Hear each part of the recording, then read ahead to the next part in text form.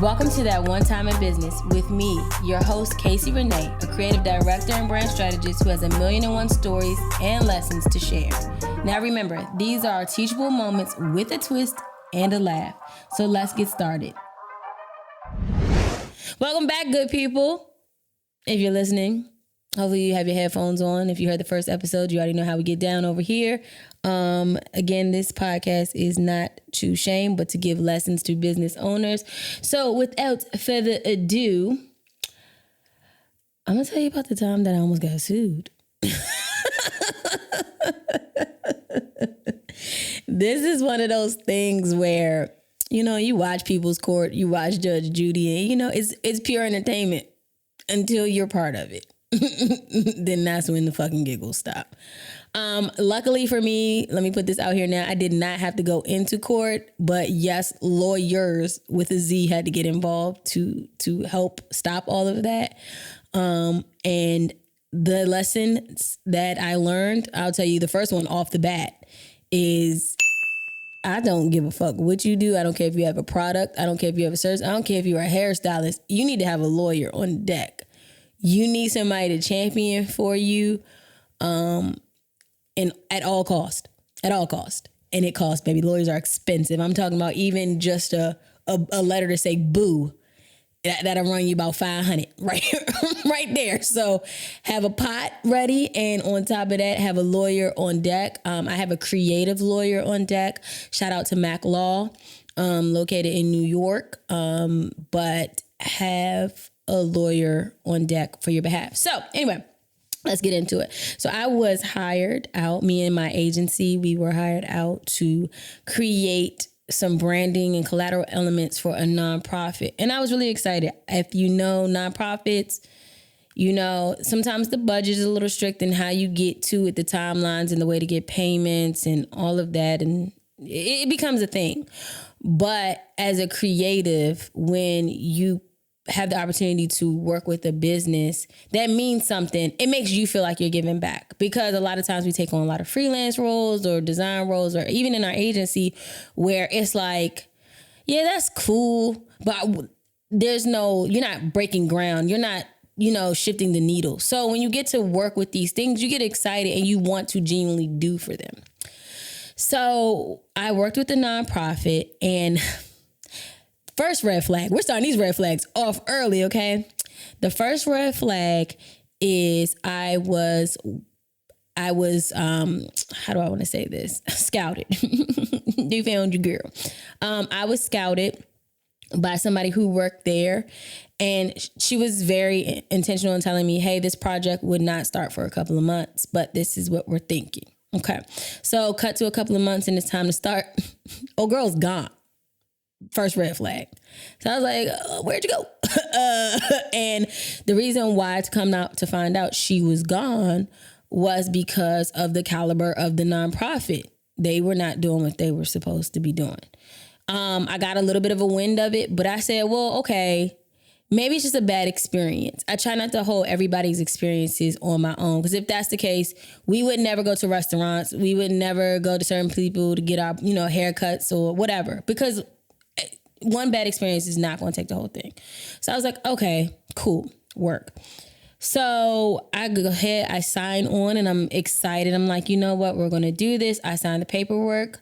Second red flag, baby. I think we might get to 10 red flags on this episode, but they're all important, okay?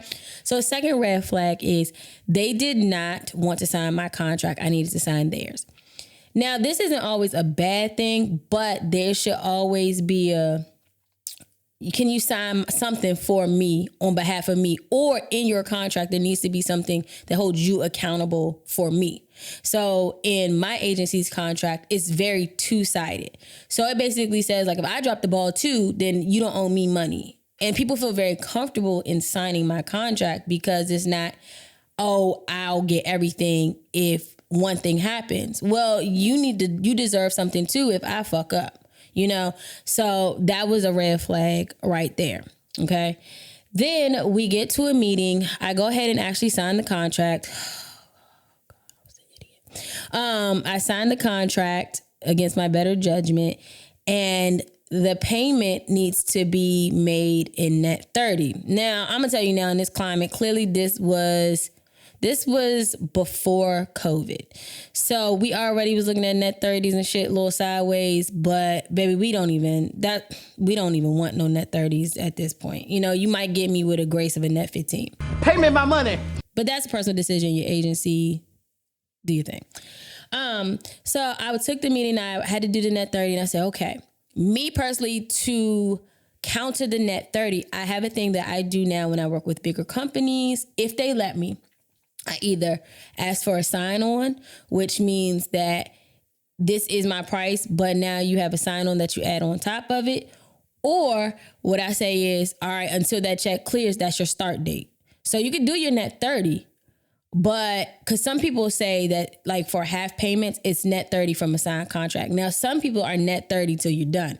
You can't really wiggle out of those. Is you're going to do it or you're not. But there are some companies that are like net 30 from the day you signed the contract. And that's where one of those was kind of, where it was like you could sign because it was broken up into payments. So I was like, well, your start date is when that net 30 clears. And it ended up working. I talked it out. So what red flag number are we on? 3. Red flag number 3. I sit in the actual meeting and I'm actually excited. Everybody tells me what's going on. And there is a designer on the team, a graphic designer. So I'm like, okay. That's suspicious. That's weird. Why do you need me? Why you need me if there's a designer? Baby, she was not for the shit. She was already pissed. I guess they didn't trust what she was about to do for the brand or rebranding. Baby girl did not have it for me. She was not wanting me there. Like, she was pissed. She was like, yeah, well, we hired a designer because they thought they could have a better outlook, but this is what I thought, blah, blah, blah. And I'm like, oh, shit, this is where we about to go. She about to pump out her chest on me right here. I do not know why companies hire people when they already have somebody in the company already. Now, unless your workload and you like outsource for other companies and they're just on a project and they can't get to you, then that makes sense. But if you are going to put a designer on a project and hire another designer, that's highly combustible. I don't even know why they did that in the first place. But again, was I green at this time? No, I was better. But I really like what they stood for. And I have this thing where I live on purpose. So I try to this makes sense, you know, and if they did all this to still find me, cool. So we get through the meetings and baby, that's when the shit show began. I'm talking about we showed full ass at this point. So we designed the logo. No, we designed the logo. The designer on the team shreds it. I'm talking about this ain't it. Oh, no, I lied. Let me go back. We do a mood board development. We did the mood board development. Everybody hates it. Hated it. And I then have to say, all right, as a designer, this is why I did what I did, X, Y, and Z. Let me get your thoughts. No, we hate it. Okay, cool. Let's do what you do. So they give me a mood board that the girl does. Still don't understand why I'm here. Whatever. At this point, I'm starting to look at it as I'm going to be working for free at this. I mean, I got paid to do nothing because she going to do everything. She going to overstep me. I'm just going to hand you a circle like Kanye's new logo. And then you just tell me once you mark it up with a red pen, I'm going to fix it. And then it is. So at this point, you're designing for me. Cool. So I kind of noticed that was what the tone was going to be. Terrible. So then mood board, not approved. They sent me one. Then I do the logo, not approved. She sends me a logo back. She sends me a goddamn logo back. I said, what the So she gives me the logo, and this is what we want the logo to look like. So then just use the damn logo. Just use the logo. So in the course, mind you, here's a big important part, and this is red flag number 4. In the course of all this, how I'm saying this to you, it sounds like it's a ping pong and it's happening fast. No. This is like I will email you a mood board and you don't tell me like until weeks later you don't like it. I email you a logo. You don't tell me it's like a month later that you don't like it. So there's no correspondence. So it's very, very slow correspondence. So then what's ended up happening also in the back end, besides this designer, the person who is the liaison, she don't want me there either. I guess she might be buddy with the designer. So she is in the background telling everybody, I'm not answering questions or I'm not responsive, right? So this is grounds for termination of contract. So She's like, she's not answering. She's unresponsive. The whole agency, even the account manager, no one's answering. I'm like, what the fuck is going on? Why y'all moving so slow? So we do the logo. She changes it, makes it her own. So then at this point, we're like, why? Why are we here? I guess somebody gets a whiff up higher up of what's going on. So they try to jump in. They say, oh no, we want the old mood board that you did. We liked it. I don't know why you got chomped. We like this. Can you bring it back? Sure, you got to pay for that now. Because once you approved it, it's off the table. You bring it back. That's now my time. Even though it was just sitting there. You paying for it. Cool. They said fine. So then it's time to try to wrap it up. And for some reason, that wrap it up email, to this day. That's going to be the best clip of this thing. That wrap it up email, I guess, never got to them. Because next thing that ended up in my mailbox was a breach of contract. What? And termination. And they wanted their money back. Bro, I'm out, man. That nigga's tripping. And from a lawyer. And I'm like, what the hell happened? Like, when you talk about confused, like, you know that Mr. Krabs meme where it be rippling and you don't know what just happened? You have no clue. You have no clue what's happening. Well, what's happening is because of this designer being on the team and her old girl with her, this stuff is not being shown as much as we are emailing him. And then when we do email him, the emails are coming back like, just do this. Or we have this amount of edits left. No, you don't. What is going on? What are y'all not reading? To the point where, thank you for my lawyer, I just started CCing him to when we get in it. And then, what flag are we on? Flag 5. Red flag number 5 is in the letter back from the lawyer. They had the audacity to tell me what I charged for that project was not market rate. Huh? And I overcharged them and they wanted all of their money back. Bro, you tripping. How you gonna tell somebody who owns a business what to charge and that it's not market rate? Because my counterparts was actually at the time charging higher than me. So if anything, I could come now. You're leaving the door wide open for me to ask you for more money. So I was like, what you mean? So that was a hassle in itself. But then something that my lawyer had to teach me was you might want to start to itemize things instead of leaving things in a package. Me personally, I'm like, no, I don't like that because I think of it like a car. When you buy a car and you look on that sticker on the car, it says 4-wheel drive, sunroof. The sunroof, if you add it might say more, but to be already on it, it'll say USB cord, Wi-Fi adaptable. It says all that. It doesn't tell you a price beside every part of the car. You pay for a tire, $10, the bolt of the tire, $4.99. Like, that's not what happens. So when I have these packages that I curated, I don't feel the need to do that. I'm not still against it. I'm not for it. I still really remain very neutral on that. It just depends on client. So it didn't fall on deaf ears. However, back to the story. I got out of it. I sent it back. We sent back a rebuttal, a $500 letter rebuttal. Shit is expensive. To basically say, you can't tell me what my market rate is. Also, we pulled every single email I sent them. And luckily, they said that they were going to pursue it until I looked in my mail and it was tax time. And I had a 1099 from them. That's where they fucked up. You cannot get money back when you've already claimed me on your fucking taxes. And it was over. Thank God. So it ended up being very light to what it could have been. But whoever in that accounting office cut my ass, that 1099, they saved my life because you already reported my earnings. I mean, you already used me as an expense. So now it's too late. You can't backtrack on it. So whoever works in that office for that nonprofit, I want to say thank you. Because you probably didn't know what the fuck you was doing, but you saved your girl. Because the way it was panning out, I probably would have ended up in small claims court, which no one ever wants to be in. Okay.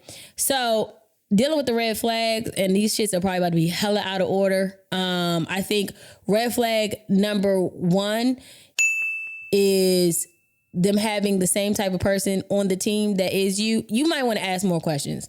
Like, you want to be like, hey, I noticed that Rachel is on, that's not that girl's name, but I noticed that Rachel has the same position that you hired me in for. Can I expect to work alongside her, or is she on different projects? Like, what does that look like? Because people get really territorial about their shit, you know, and you can't blame them, because I mean, if somebody walked up on my job, I'm like, what the fuck? What am I here for? So, Sarah. Red flag number 2. What was number 2? Was it the lawyer? Having a lawyer on deck? That's probably number 1. We probably switched them. Anyway, having a lawyer on deck. Find a lawyer that works really good in your space. There are creative lawyers. So it's very important that you find yourself a creative lawyer if you're doing creativity, or if you just need a regular general lawyer for, like, if you do contracting or whatever that looks like. Find that niche, because make sure they talk your language, and make sure that, you know, you don't have to have a monthly retainer, but just have them at arm's distance. Because if I did not have him at arm's distance, I probably would have folded and realized that I was right the whole time. But people get so scared by $. I see this again on social media. When people have problems, the first thing people say to him is, well, get a lawyer. Lawyers are not, like, I don't know what the fuck people think lawyers come from, and they don't cost money. Like, it is expensive to get lawyers. That's a lawyer is a luxury, you know? So I don't say have them on retainer and, you know, run up that bill, but just have them at arm's length for things like that when you need to, or feel like it could really hurt your business. The other red flag is, I don't even remember. Do you remember, Victor? No.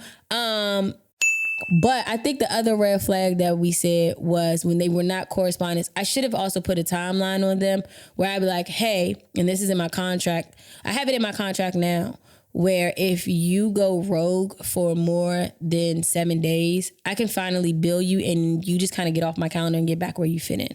So that little lapse in time with them was to hurt me, you know, and I didn't know. They weaponized that lapse of time. And people do that a lot in creative spaces. That lapse of time, people use it to not pay. They'll use it to just for their gain, and it does nothing for you. So be very, very cognizant of those lapse of times and advocate for yourself. Like, hey, you know, I know life be lifing, but after 4 days, if you don't say nothing to me, I might follow up with you one time, but then you have to go where you fit in, or you got to, you know, close out this invoice for me. So that's really important. And then I know there was more, but there was probably more that I was just being in my own bag. So we're going to rock with those ones. Look, the way that this podcast is set up, baby, there's a lot of damn teachable moments. So yeah, with that being said, if you really do feel very comfortable in working with nonprofits, they are different from corporate. They are different from small businesses and freelancers. So wrap your mind around it. But at the same token, try it out. I do know some people who only work with nonprofits. Will this hinder me from working with nonprofits? Not at all. I've had plenty of nonprofit clients since then, but I know how to move. That was one of the flags. Check out their net 10s and their 15s and 30s and advocate for yourself. Like, hey, this is what I want to do. This is what I don't want to do. Some people are telling you that they're net with ever because that was their standard from years ago. But if you ask, some people are like, I get it. You know, the climate is different. Let's do this. So always speak up because closed mouths don't get fed. But other than that, old girl, if you're hearing this, Hi hater, you see me, hi hater. I'm sorry, I didn't mean to take your job, but I'm guessing the new logo, wherever it is probably bomb and shit if you did it. So shout out to you and thank you for having me make money and doing shit because you're the GOAT. All right, you guys, bye.